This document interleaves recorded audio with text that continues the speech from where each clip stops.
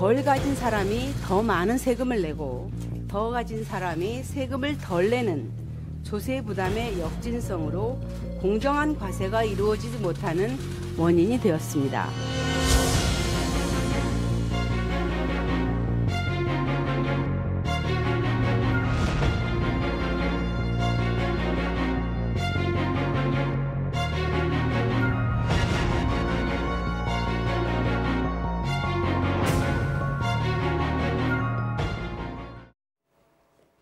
지난주 정부가 발표한 올해 표준주택 공시가격은 전국적으로 평균 9% 상승했습니다. 2005년 공시가격 제도 도입 이래 가장 큰 폭으로 오른 건데요. 서울의 고가주택 밀집 지역은 35% 넘게 오른 곳도 있는 반면 집값이 떨어진 지방은 공시가격도 하락했습니다. 시세를 반영하지 못하고 왜곡됐던 공시가격 불균형 해소인지 아니면 부동산 보유세 폭탄이 던져진 건지 부동산 현안을 진단하는 목요일의 오아시스에서 알아보겠습니다. 안명숙 우리은행 부동산투자지원센터 부장 나오셨습니다. 어서 오세요. 네, 안녕하세요. 네. 자, 궁금한 게 실제 부동산이 거래되는 가격 외에 이 공시 가격을 따로 두는 이유는 뭔가요?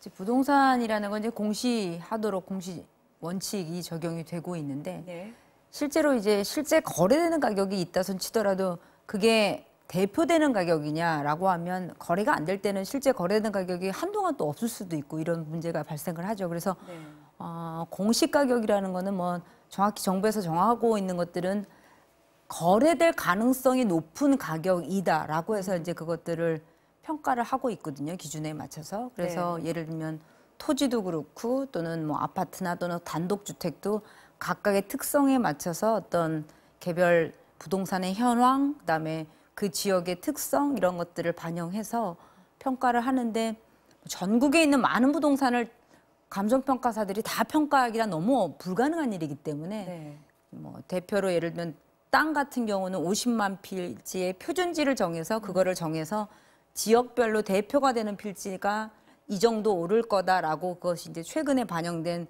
지가라든지 또는 단독주택 같은 경우도 이렇게 오를 것이다라고 했기 때문에 이거를 기초로 그 인근에 내가 갖고 있는 주택의 가격이 어느 정도 오를지를 예상할 수 있게 되는 거죠. 네. 그러면 이 공시가격이 시세와 그동안 차이가 컸는데 그 이유는 뭡니까?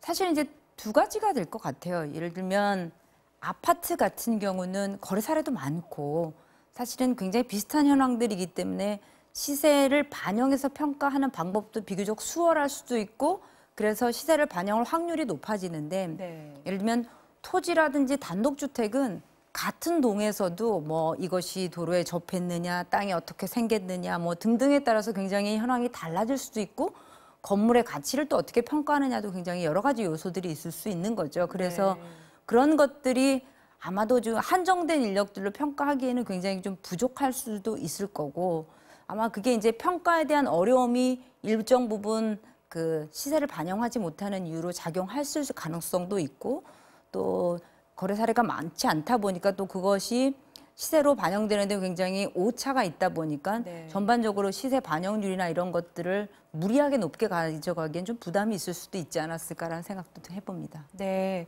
그래서 이번에 그 전국 단독주택 집값의 기준이 되는 그 아까 말씀해 주신 표준주택 공시가격이 발표됐는데 지역별로 얼마나 올랐습니까? 전반적으로 뭐 한 35% 정도 오른 걸로 나타나지만 이제 그게 서울 같은 경우는 비교적 좀 많이 오른 곳들은 많이 오른 걸로 나타나지만 실제로 이제 지역에 따라서 오히려 지방 같은 경우는 가격이 떨어진 곳도 있기 때문에 그게 일률적으로 다 오르지 않았지만 이제 많은 분들이 관심을 갖고 있는 것들이 대체로 서울이고 이제 전국 평균으로 9.13%고 서울이 17%, 그다음에 뭐 많이 오른 것들이 세종 7%, 광주 이런 정도 순이고요.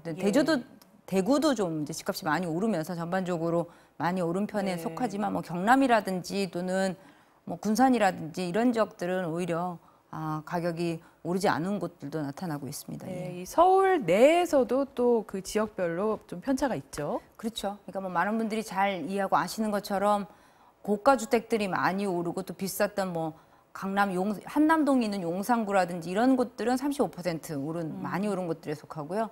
최근 이제 신흥 부유층들이 많이 몰리는 마용성이라고 하는 것 중에 하나인 이제 마포구 같은 경우도 30% 이상 올라서 네. 이것이 이제 강남만의 문제가 아니고 전반적으로 많이 오른 것들이 역시 그 단독주택 가격에도 많이 오르게 평가가 되고 반영이 돼서 예를 들면 뭐 연희동 같은 경우도 네. 예, 상권이 확대되면서 가격이 좀 많이 오른 편에 속하다 보니까 아마도 마포구도 이제 그런 것들이 단독주택 공시 가격에 반영이 돼서 평가가 되지 않았나 이렇게 보여집니다. 예. 자, 그러면 이렇게 공시가격이 오르면 그 주택을 소유하고 있는 소유주들은 또 구체적으로 어떤 부담이 늘게 되는 건가요?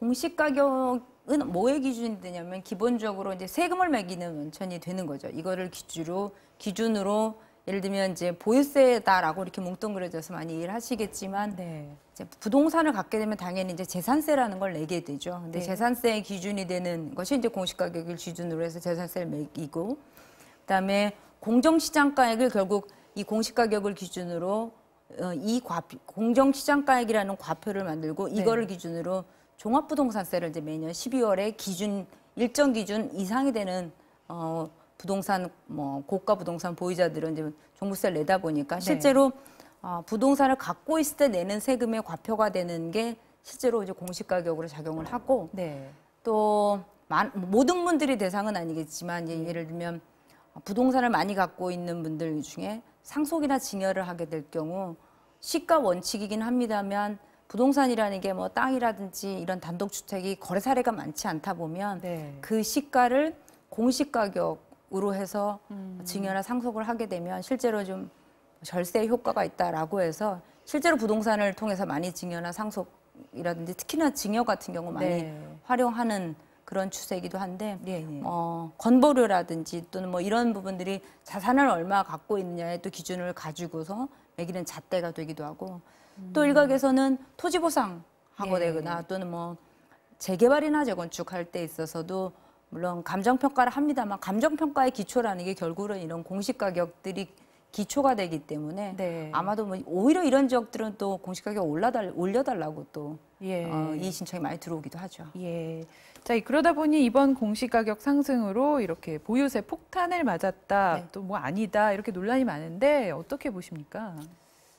이제 보유세는 일단 뭐 정부에서 암만 공시가격이 많이 오른다 하더라도 50% 상한이라는 캡을 씌워놨고 그다음에 종합부동산세 같은 경우도 2주택자는 이제 200%, 3주택자는 300% 이상은 올리지 않겠다라고는 했습니다. 근데 이제 전반적으로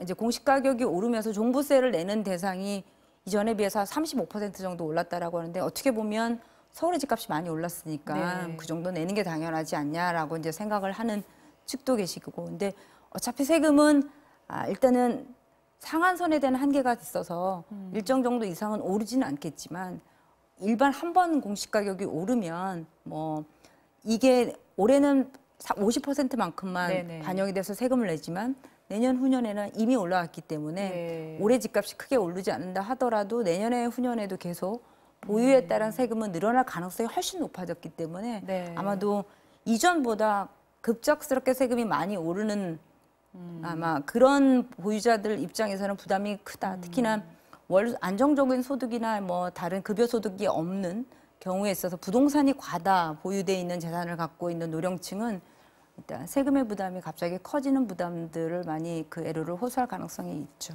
예. 자, 그럼 이 단독주택 공시가격 인상에 따라서 구체적으로 세금이 얼마나 늘어나는지 뉴스 리포트 한번 보시겠습니다. 많이 오른 곳은 시세가 지나치게 적게 반영됐던 고가주택, 그리고 집값이 급등한 지역의 단독주택인데요. 집값이 오른 만큼 세금도 늘어나게 됩니다. 작년 공시가격이 12억 2천만 원이었던 고가 단독주택은 올해 23억 6천만 원으로 90% 넘게 오르는데 보유세 부담은 458만 원에서 올해 687만 원으로 세부담을 상한선인 50%까지 오릅니다. 그런데 50% 상한선은 1주택자에 해당하는 거고 다주택자의 경우에는 세금 부담 상한선이 2주택자는 200%, 3주택자는 300%로 높아져서 그만큼 세금도 많이 늘어납니다. 1주택자 그 서민들에게는 영향이 크지 않을 것 같습니다. 서울 1주택자를 예를 들어볼까요? 그 시세 4억 5천만 원인 단독주택의 경우에 공시가격은 작년 2억 5천만 원에서 올해 2억 7천만 원으로 9%가량 올랐습니다. 보유세는 46만 4천 원, 지난해보다 2만 2천 원 정도 오르고요. 비율로는 5% 정도 오릅니다. 지난해 그 서울 단독주택 가격 평균 상승률이 10%대인 걸 감안을 하면 집값 오른 정도 더 내는 셈이라 할 수 있습니다. 예, 자, 이 중저가 주택이 사실 전체 주택의 98%에 해당한다. 네. 그런데 이들의 그 공시가격 상승은 5.8%로 뭐 지난해와 비슷한 수준이다. 뭐 이런 이제 얘기도 나오는데 어떻게 보십니까? 그렇기 때문에 이제 전반적으로 공시가격이 오름으로 인해서 뭐 재산세 폭탄이다 이렇게 얘기하기에는 조금은 도가 지나치다라는 느낌도 들고요. 그래서 대상이 되는 주택들은 그렇게 많지 않을 가능성들이 있고 이제 이런 것들을 여러 채 갖고 있는 사람들이 부담이 되는 거지 일반적인 가구의 재산세 폭탄 수준까지 가지는 않을 걸로 보여집니다. 예, 자, 이 오는 4월에 예고된 이 아파트 공시가격 발표도 네. 벌써부터 관심이 많죠. 네. 어느 정도 상승할 걸로 좀 예상하십니까? 일단 이제 단독주택이 시세 반영률이 낮았기 때문에 예를 들면 아파트는 거의 70% 이상의 시세를 반영하는 수준까지 와 있고 그렇다라고 보면 지금 68% 수준에 미달하고 있는 단독주택 같은 경우는 같은 수준의 가격이라 하더라도 이미 아파트 보유하고 있는 사람들이 세금을 더 많이 냈기 때문에 이제 단독주택을 조금 시세 반영률을 네. 높이겠다라는 의도가 정부에 담겨져 있는 건데. 세금 형평성 때문에요. 그렇죠. 예. 예. 근데 이제 공동주택은 사실 이미 뭐 시세 반영률도 꽤 높아 있는 상황인데 아마도 지역별로 꽤 오른 곳들의 편차가 크기 때문에 아마 지역별 상승률이 이번에 공시가격 상승률에도 좀 반영이 돼서 좀 편차나 이런 것들이 세금을 통해서 어느 정도 해소시키기 위한 정부의 의도가 반영되지 않을까. 그러면 공동주택 공시가격도 꽤 오를 수도 있고 오를 가능성이 높아지고 그다음에 지역별로도 많이 오른 것들은 상승폭이 클 가능성으로 예상이 됩니다. 예, 그 김현미 국토부 장관도 아파트의 경우에 시세 상승분을 적극 반영하겠다. 네. 또 이렇게 예고도 했는데 예. 지금 이제 특히나 다주택자들 세부담이 이제 많이 늘어나는 걸로 지금 그렇게 가고 있는데 이렇게 되면 이 다주택자들이 매물을 시장에 이제 막 내놓을 그런 가능성도 있다고 보십니까? 지금 6월 기준으로 보유세를 산정하기 때문에 만약에 너무 보유세 부담이 커서 팔아야겠다라고 하는 분들이 이제 6월 전에 팔 가능성도 있겠지만 네. 저희가 예상컨대 이렇게 단기 매물이 쏟아져 나올 가능성이 그렇게 높다고 보여지지는 않습니다. 그러니까 아직도 시장을 조금 관망하는 수요자들이 많고 네. 일부는 이미 주택임대사업자로 등록을 해서 네. 8년이나 10년 동안은 안 팔기 위해서 장기 보유할 경우로 많기 때문에 그런 경우는 사실은 여러 채를 갖고 있다 손 치더라도 보유세 부담이 개별 합산이 되기 때문에 그렇게 네. 늘어나지 않고요. 다만 그런데 지금 주택임대사업자가 다주택자 중에 25%나 차지하기 때문에 네. 시장에 매물이 쏟아질 가능성들이 그렇게 많지 않다는 거죠. 그래서 네. 아마 일부는 요즘의 집값이 오히려 이제 하락하거나 좀 주춤하면서 사람들의 심리가 굉장히 빠른 속도로 식어가고 있어서 예. 보유보다는 이제 처분 또는 여러 가지 측면으로 고민하는 상담들이 늘고는 있어서 이게 어느 정도 매물로 나올 가능성들이 1월이나 작년 말보다는 많아졌지만 네. 그렇게 금매가 쏟아지면서 가격이 폭락한다 뭐 이 정도 수준은 아니다라고 보여집니다. 예, 그렇더라도 이 보유세 과세 기준일인 6월 1일 이전에 매물이 매물이 좀 나올 가능성이 있다고 보여집니다. 예, 예. 그러면 그런 매물들을 수요자들이 네. 이제 매수에 나설 것이냐 이건 또 다른 문제인데 이 예. 부분은 또 어떻게 보시나요?